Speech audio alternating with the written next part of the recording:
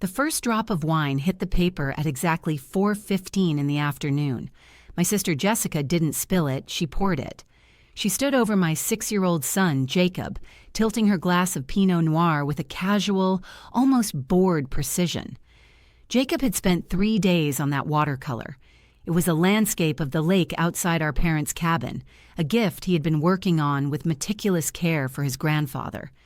Now the dark red liquid spread across the blue sky, soaking the paper, warping the edges, turning his effort into a soggy, ruined mess. "He needs to learn the world doesn't care about his little scribbles," Jessica said, her voice slurred but firm. "It's cluttering up the table, and honestly, Jacob needs to toughen up." She finished her glass, set it down on the wet paper with a damp thud, and scanned the room for approval. My Uncle Parker, sitting on the couch, slapped his leg. "That's $100 lesson, kid. You toughen up or you get eaten alive." Then the laughter started. It spread through the cabin, a sharp, ugly sound. My mom let out a nervous little laugh, desperate to keep the mood light. My cousin smirked. Jacob just stared, frozen, at the ruins of his painting, his small hands trembling on the table. "Leave a comment and tell me where you're listening from and what time it is for you right now. I'd love to know who is part of our community." I didn't scream. I didn't rush to clean up the wine. For the first few seconds, I didn't even breathe. I just watched my son. Jacob didn't make a sound. His shoulders shook and his face turned a blotchy red, but he didn't cry out. He bit his lip until it was white, physically shrinking in his chair, trying to make himself small enough to disappear. He wasn't looking for comfort. He was looking for invisibility. He was waiting for the laughter to stop, hoping that if he stayed quiet enough, the predator would lose interest. And in that silence, I saw it. I saw the invisible chain wrapping around his neck. It was the same chain I had worn for 29 years. The chain that taught me to be quiet, to be convenient, to swallow my anger so I wouldn't disrupt the peace.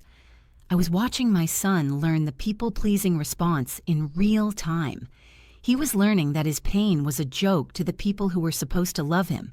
He was learning that his job was to smile while being humiliated so the adults wouldn't feel uncomfortable.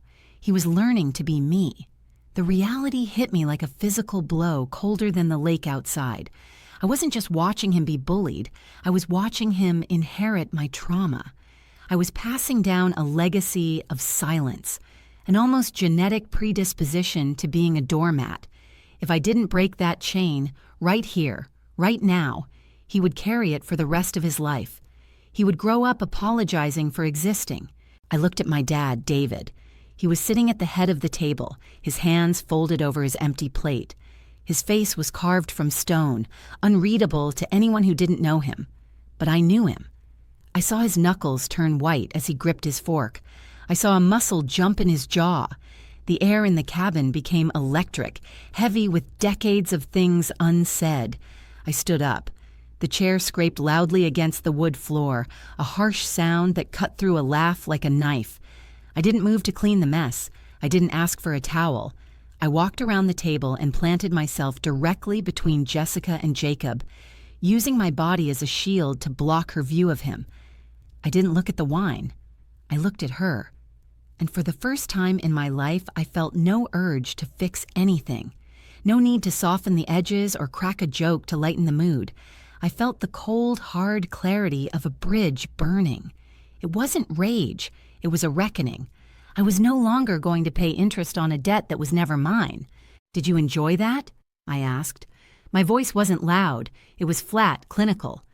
"Did you enjoy watching a 6-year-old create something, and did you enjoy destroying it?"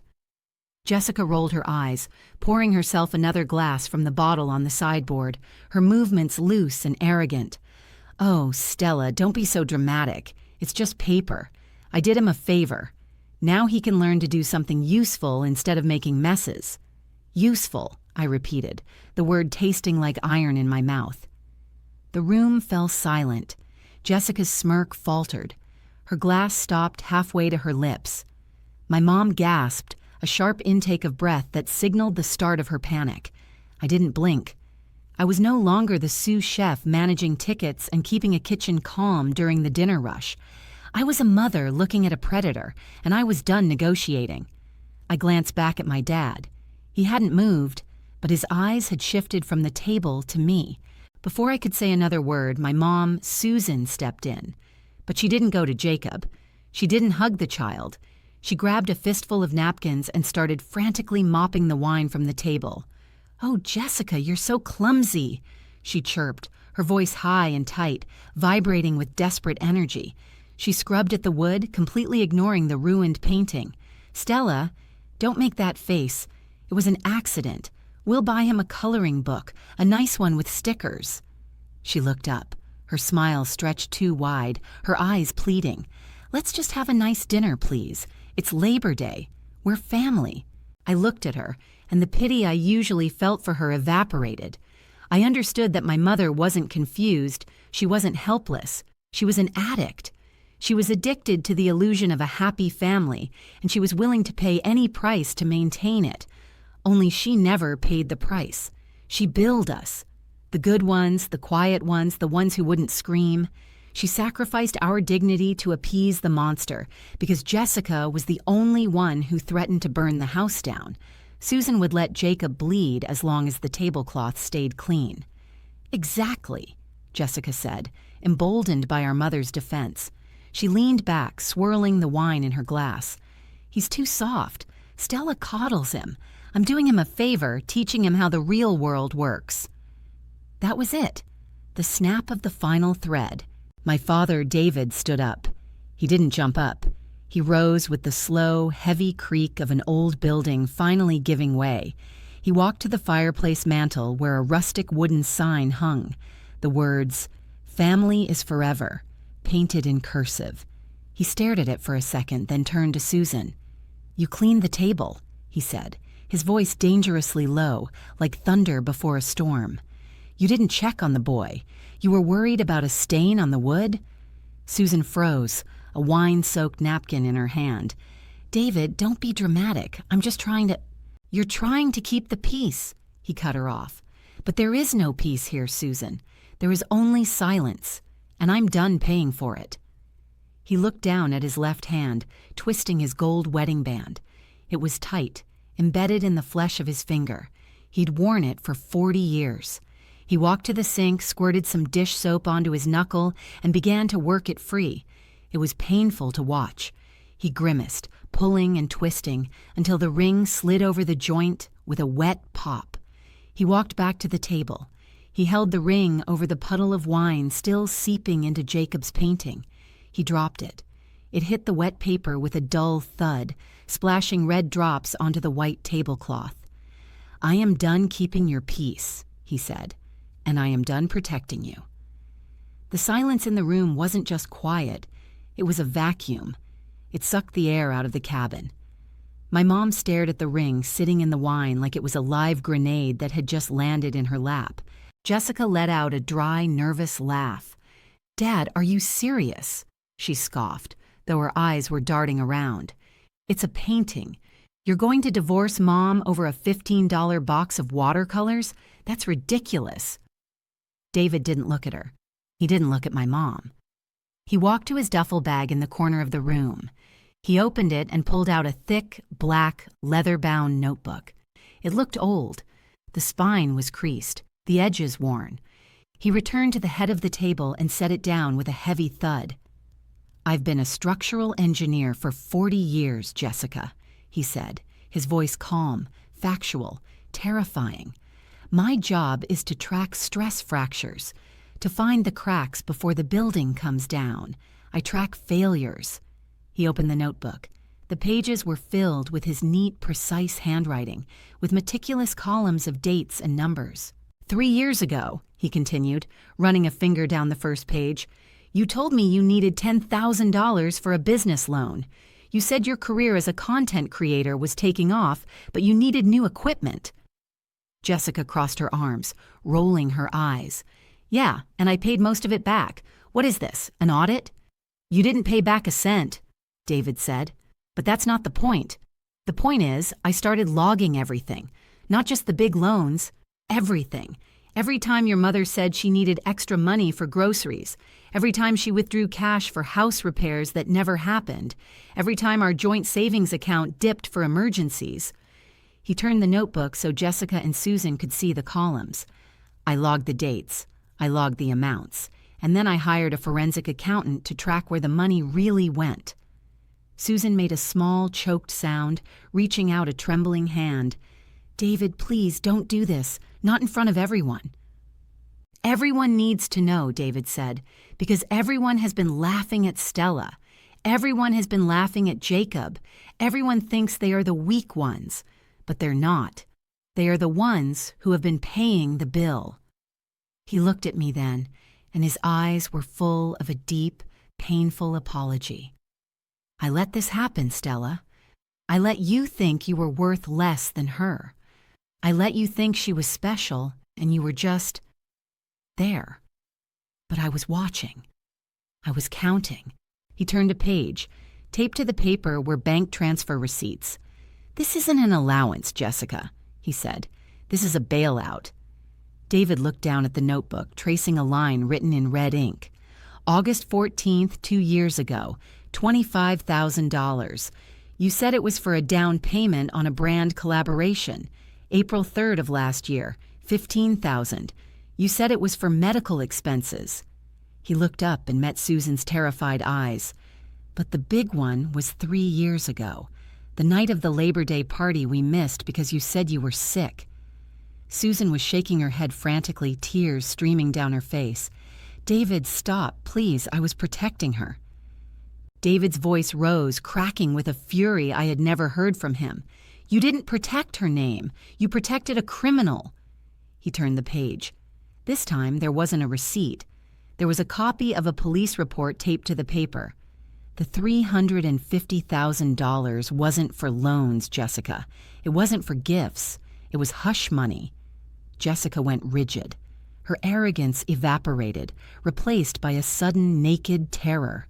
She glanced toward the door but didn't move. 3 years ago, David said to the room, Jessica was driving drunk, coming home from a party. She hit a parked car, and then she hit a pedestrian, a 19-year-old girl walking her dog. I gasped. The room spun. I remembered it.